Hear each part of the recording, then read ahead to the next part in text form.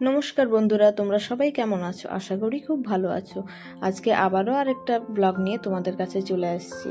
আজকে থাকছে এটাই আবার সেই দার্জিলিংয়েরই কিছু ইনকমপ্লিট ব্লগ।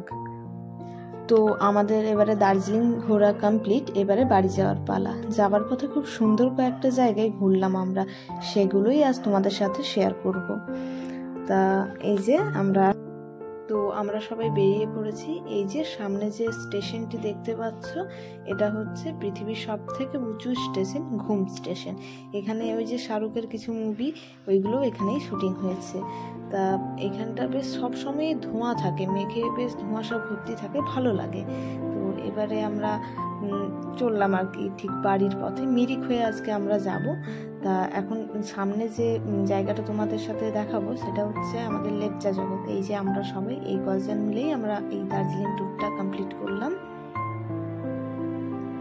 পাহাড়ের মধ্যে এই যে ছোট ছোট ঘরগুলো এত সুন্দর লাগছিল। সব থেকে বেশি ভালো লাগছিল কি বলতো, এদের এই যে ঘরবাড়ির জানালাগুলো এত সুন্দর কালার কম্বিনেশন, খুব দারুণ লাগছিল। আমার যদি কখনো হয় সব কিছু, তো আমি এখানেও একটা বাড়ি বানিয়ে রাখবো। তাই এই যে আমরা চলে এসেছি লেপচা জগৎ। কি সুন্দর না?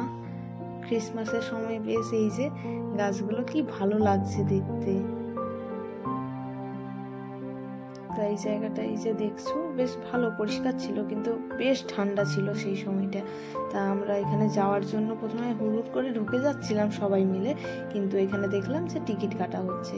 তা 20 টাকা কি 50 টাকা হয়তো নিয়েছিল, তার বেশি টিকিটের প্রাইস ছিল না।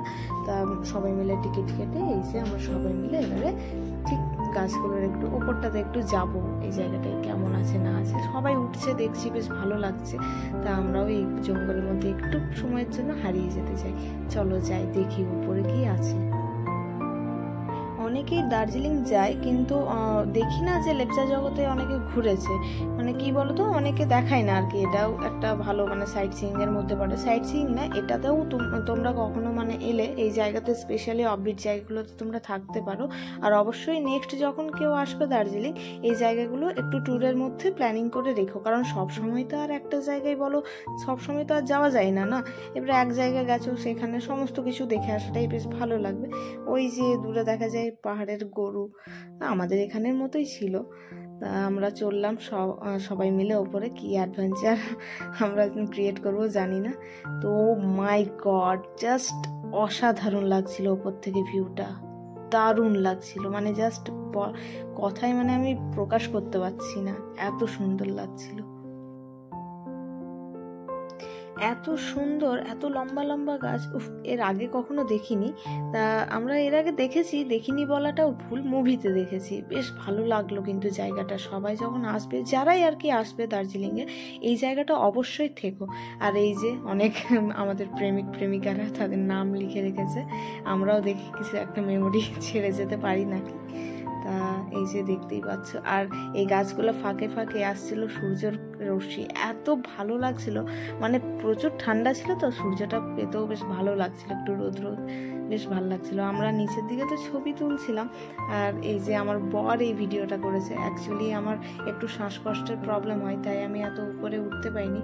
ও আর ওর যে বন্ধু গেছিলো, তো ওরা দুজনই এই উপরের দিকে গেছিলো। তা ওরাই এই ভিডিওগুলো করে নিয়ে এসে আমাকে বললো যে এই দিকটাতে নাকি বেশ ভালো ছিল।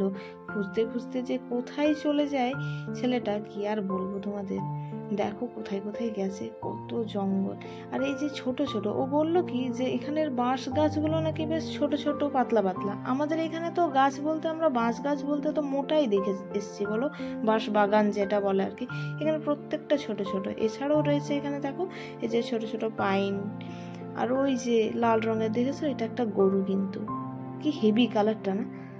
ওয়াও মাই গড, আমি যখন এইগুলো দেখলাম আমার এত ভালো লাগছিল, মানে মিস করে গেলাম যে আমি কেন ওর সাথে ওপরে গিয়ে একটু কষ্ট করে হলেও দৃশ্যগুলো দেখে আসিনি। এত সুন্দর, কিন্তু একটা না দেখেই একটা কেমন গা ছমছমে একটা ব্যাপার রয়েছে। কিন্তু ও নিজেও বলছিল যে ওরা যত নাকি ওপরের দিকে যাচ্ছে, তত একটা ভেতর থেকে ওদের নাকি গা ছমছমে একটা কাজ করছিল। এবারে জানি না, কিছু থাকতেও পারে হয়তো, পাহাড়ি জঙ্গল তো বলা যায় না। আর এই যে এটা হচ্ছে একটা লেক, জল ছিল আর কি।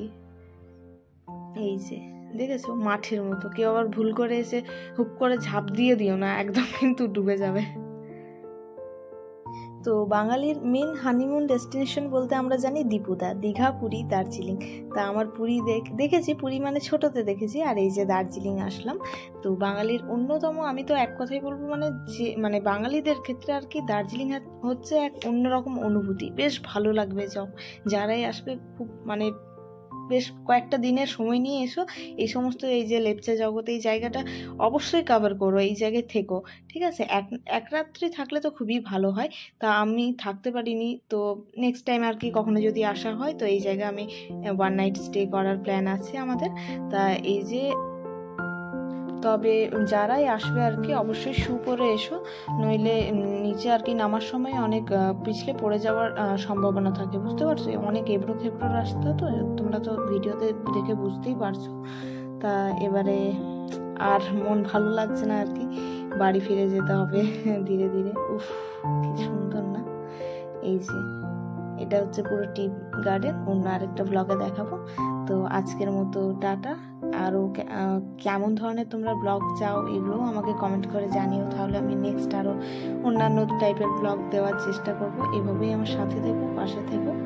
আজকের দিনের মতো টাটা।